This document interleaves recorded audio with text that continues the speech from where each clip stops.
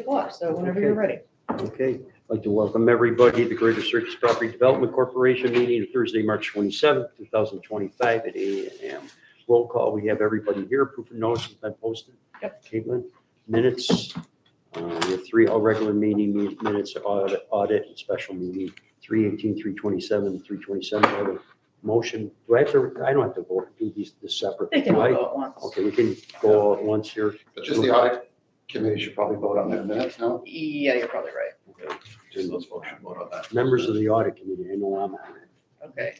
Yeah, let's- Okay, let's go with audit, Mike, somewhat out. Jonathan seconding. Okay, all in favor? Aye.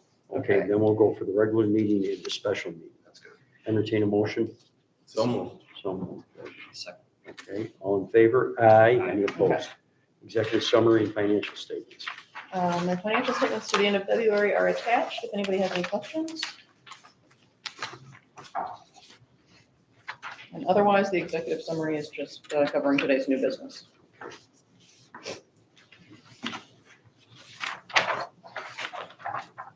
I'll entertain a motion.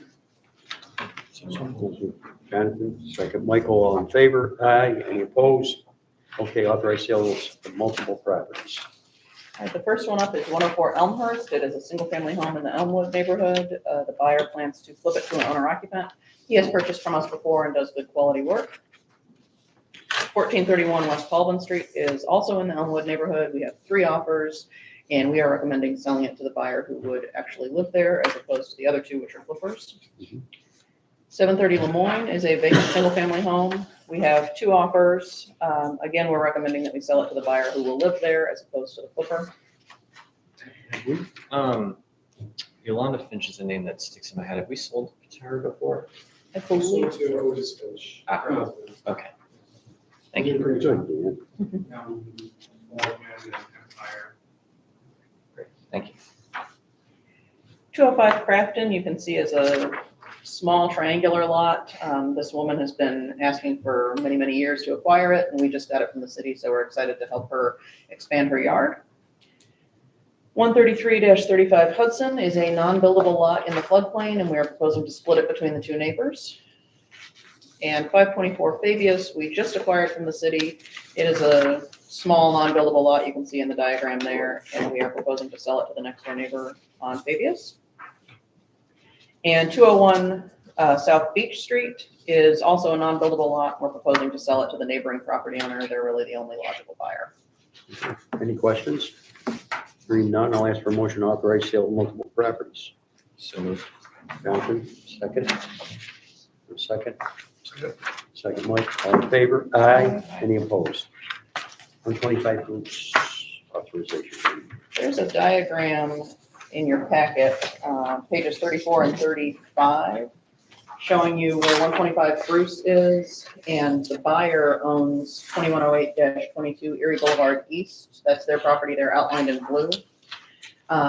They would like to put a small garage at the very back of their lot, encroaching into 125 Bruce Street. So they would like to acquire 125 Bruce.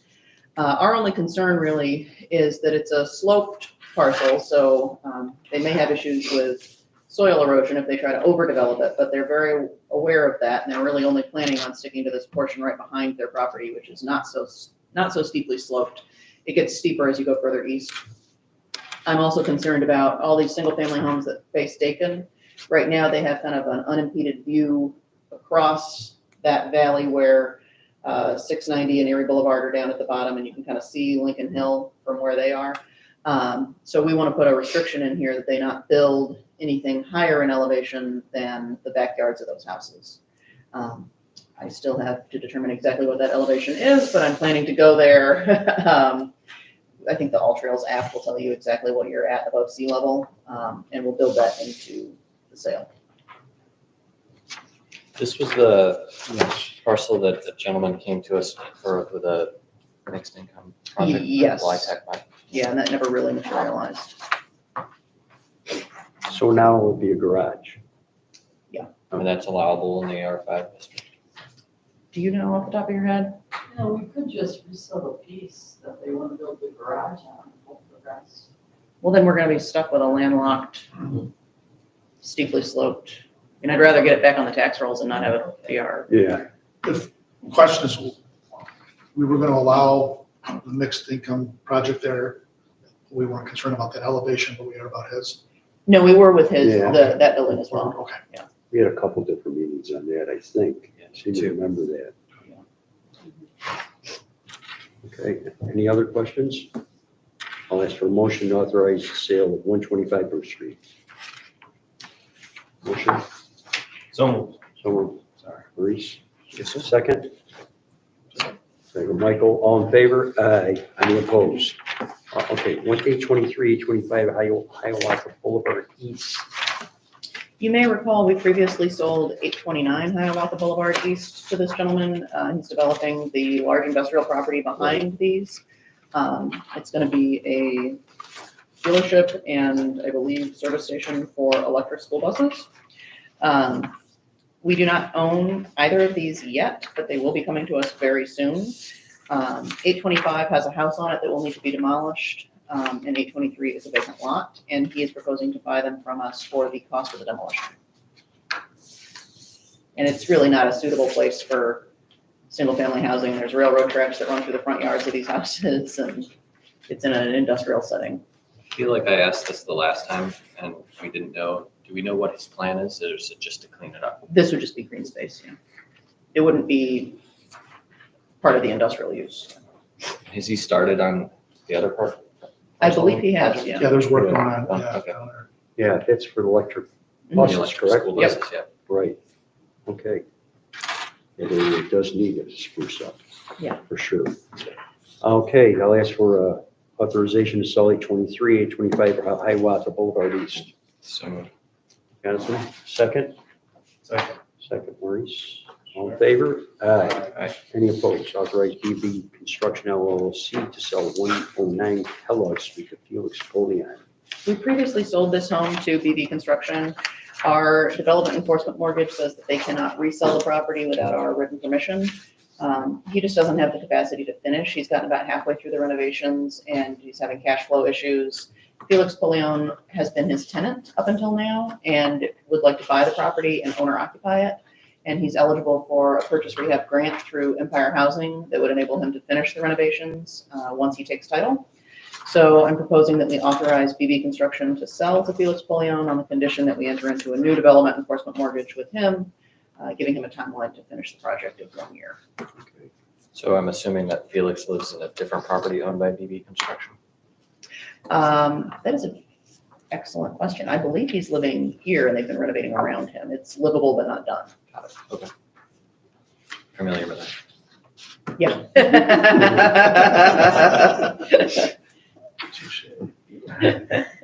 Okay. Logan Detective Agency here. We got, do I have a motion to authorize BB Construction LLC to sell 109 Kellogg? So moved. Oh, Jonathan, second. Michael? Yeah.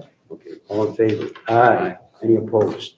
Okay, E, acquire 814 Willis Avenue from the city of Syracuse. Lastly, this is a small vacant parcel right next to the Ontech Charter High School. Right. They are currently using it, kind of without permission, for urban ag. They have some raised beds there and they're doing planting with the kids. And they would like to acquire this lot. So we would need your authorization to acquire it from the city so that we can convey it to them. This is the one that Johnson donated. Been a long time coming. Any questions? Two, is this, a few months ago, we sold a property and there was some concern that it would start a ripple effect of other people coming. This is, This would be Not different because related it's to that, right? adjacent to their existing property, so it would be more like a side lot sale. Yeah. it seemed that way to me, so I just wanted. Yeah. And then the other question is, do we know if they're working at all with Syracuse Growers? I do not know, but I can recommend that. Thank you. Okay, any other questions? Motion to acquire 814 Willis Avenue from the city of Syracuse. So moved. Jonathan, second. Michael, all in favor? Aye. Aye. Any opposed? Okay. Discussion. Just Before a, we say go ahead. discussion, we're very happy about that house coming down Avery Avenue. Is there? It was a mess, wasn't it? Yeah, it was a mess. Stuff was blowing all over the place. Well, but you mentioned that there might be a chance for another house to go in there. It's pretty narrow. It's 40 feet wide, so you could just barely fit a house there with a driveway. We actually had a meeting yesterday with Jim Williams, who's building those two houses Right. on Hubble. We have been working with an architect. We've got a grant through the Community Foundation to design some houses with a tiny home for good. And so we own those plans, and so does a tiny home for good. Either one of us can use them. They could be used for, and the idea was that they would design homes that would fit on these smaller lots. Right. They could be used to just do a stick-built house, or we've also been working with Bill Lake Homes. They do manufactured housing, manufactured or modular? Sorry, modular housing. So that's an option as well. And we've got it on the market right now for someone to build on. And we've received a lot of inquiries, two of whom seem pretty serious. And so we're trying to have them either work with Jim or another individual who was recommended by Bill Lake Homes to be a project manager to kind of figure out, will this work and can they finance it? And is there going to be a gap in the development budget? I would like to see a house there. Yeah, agreed. You know, and as far as modular goes, I know we walk down that path, but that sort of excludes local labor, really, sort of.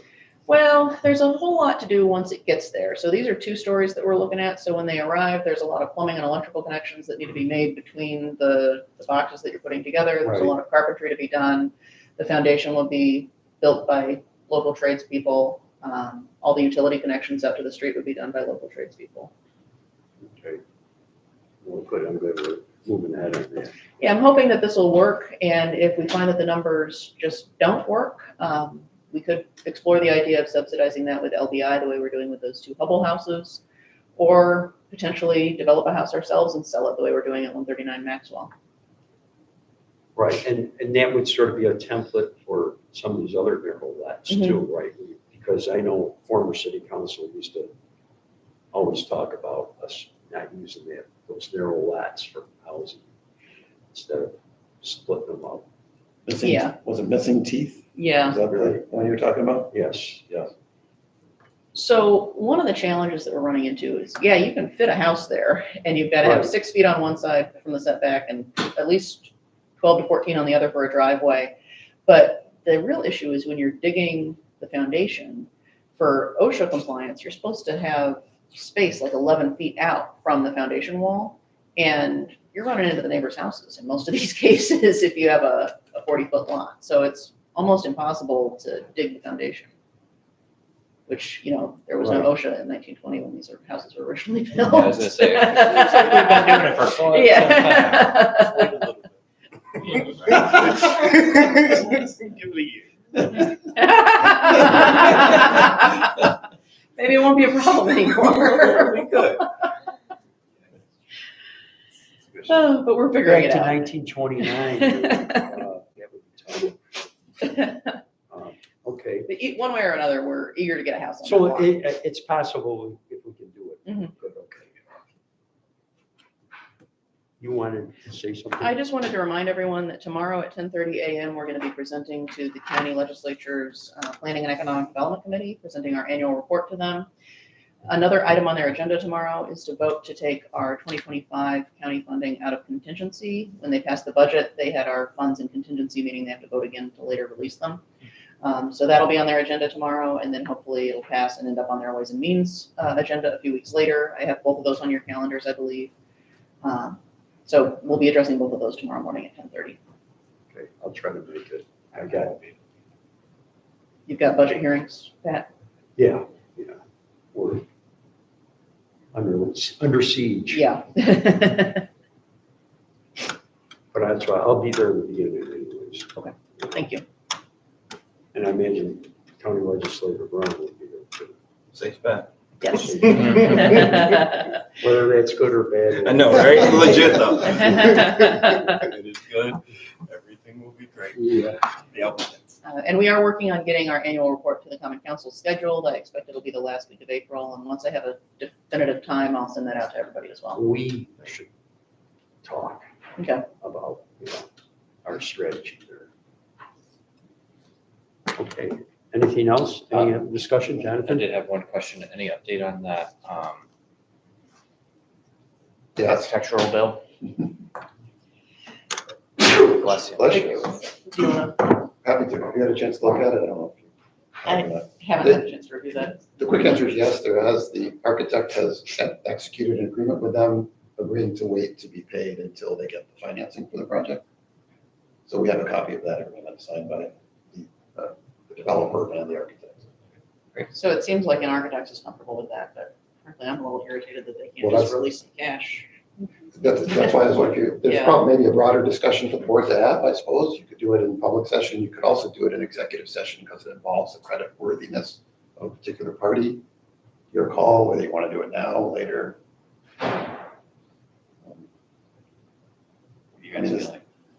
This is a project that came before you once and failed and is here, and you've approved it the second time. So we could just continue on, or we could have a broader discussion. Whatever you'd be comfortable with. A timely thing that we need to do today, or can we wait? Well, there is no, it doesn't have to be done today. There's a proposed contract in place that I prepared. They have marked up, and it's now on my plate to respond to their changes to our contract. So I could do that today, or I could sit on it for a while as well. Want to hold it for a little while? Sure. Let's hold it. All right, I don't have anything else. Okay. Anybody else? Motion to adjourn? So moved. So moved. Thank you. Second. It's 8:16 record So time. Pat was worried about how long we were gonna be here today, because he's got some budget hearings to go to. Are we on time? I mean, we should make sure. I'm not quite sure. Um, let's wait.